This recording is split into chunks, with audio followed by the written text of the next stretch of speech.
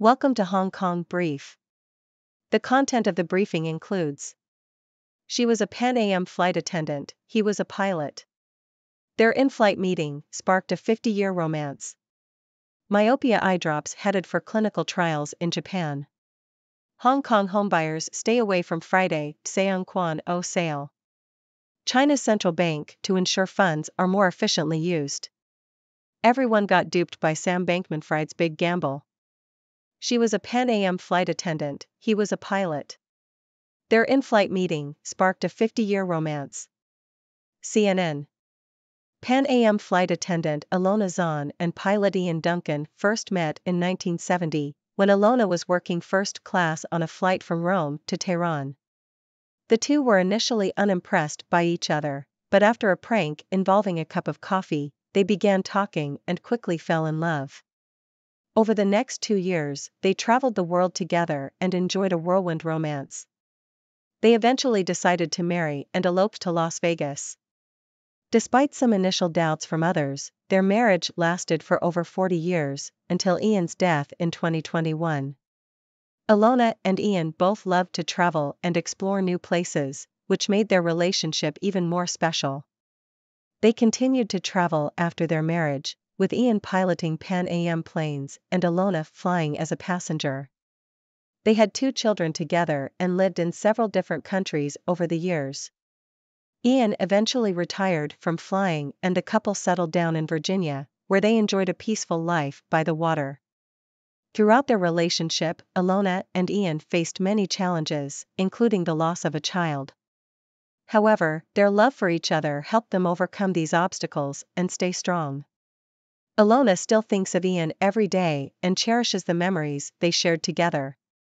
She continues to live a full and active life, performing in local theater productions and writing books about her experiences. Ilona and Ian's love story is a testament to the power of finding someone who shares your passions and supports you through life's ups and downs. Their decades-long romance is a reminder that true love can endure, even in the face of adversity. Myopia eye drops headed for clinical trials in Japan. Nikkei Asia. Japanese researchers at Keio University have developed an eye drop drug which, when applied to mice, reduced the length of eyes affected by myopia. The drug works by addressing the accumulation of defective proteins in the eyes, which can cause stress and damage the outermost layer. Keio University is planning clinical trials in collaboration with Roto Pharmaceutical. Hong Kong homebuyers stay away from Friday Seong Kwan O sale. South China Morning Post. Developers have sold just 3 out of 129 units at Asinoland, Keiwa International and China Merchants Land Property Development in Hong Kong, despite offering a 15% discount. The development, Villa Garda 3, has sold 132 flats since late August. The government recently relaxed property cooling measures, but the move is yet to have any significant impact on sales. China's central bank to ensure funds are more efficiently used. Bloomberg. The People's Bank of China, PBOC, has vowed to improve the efficiency of existing loans and ensure that funds flow into the real economy, following a financial policy meeting. The central bank plans to better utilize financial resources and enhance the efficiency of funds, and will step up management of the foreign exchange market to keep the yuan exchange rate stable. China's growth recovery remains fragile and expectations are growing for the central bank to provide more liquidity support in the coming months. Everyone got duped by Sam Bankman-Fried's big gamble. BBC. Sam Bankman-Fried, the founder of cryptocurrency exchange FTX, has been found guilty of stealing billions of dollars from customers.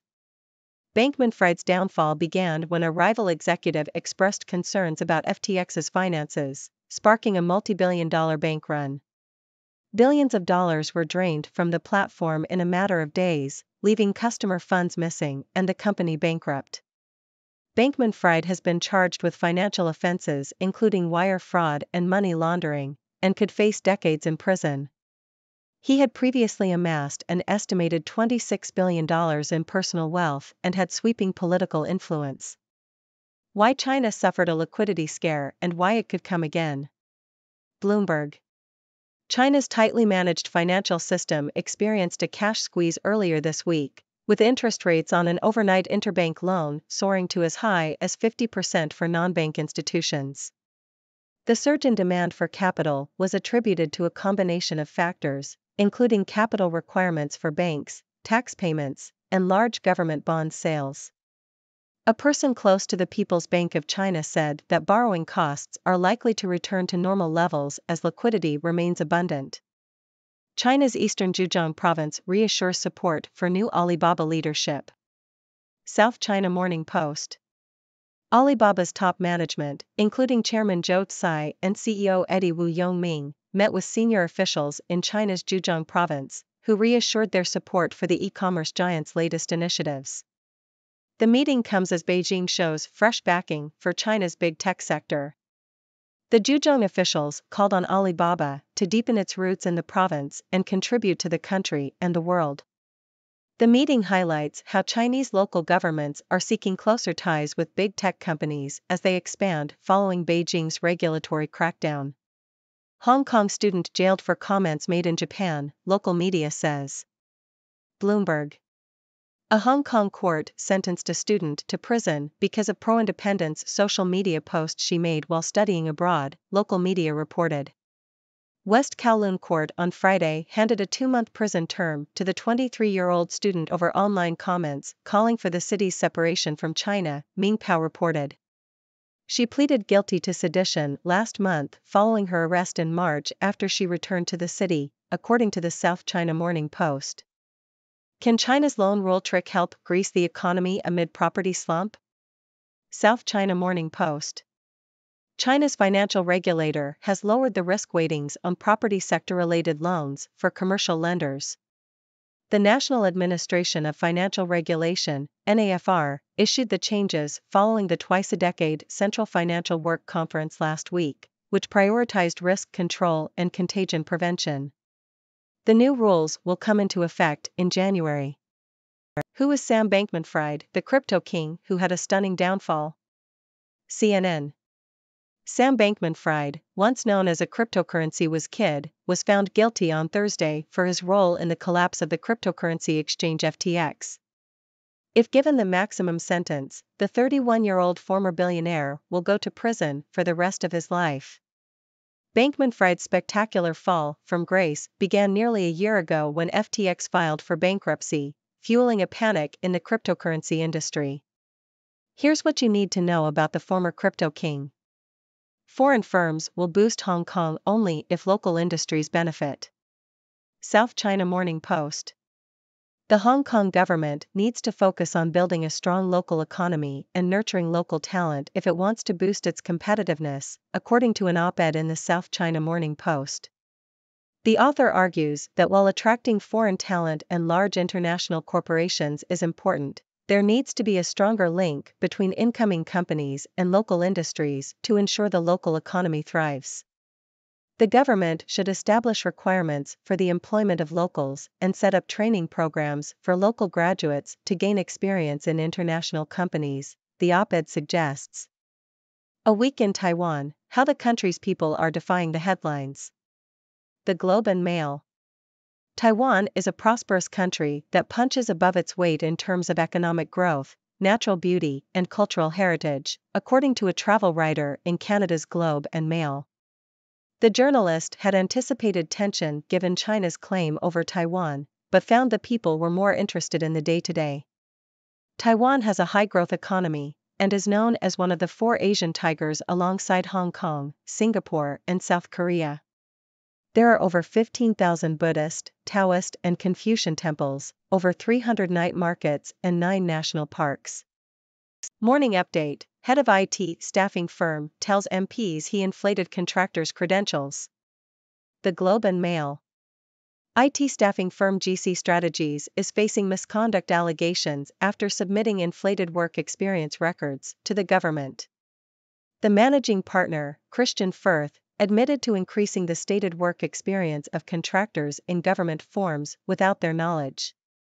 Firth said the changes were made to make the information compliant with a government evaluation matrix, but insisted it was a rare mistake made in haste to meet a project deadline.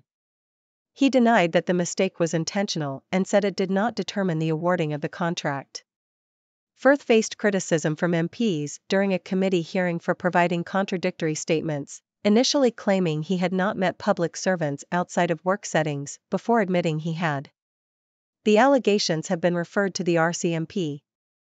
Volvo car sales of fully electric vehicles jump in October.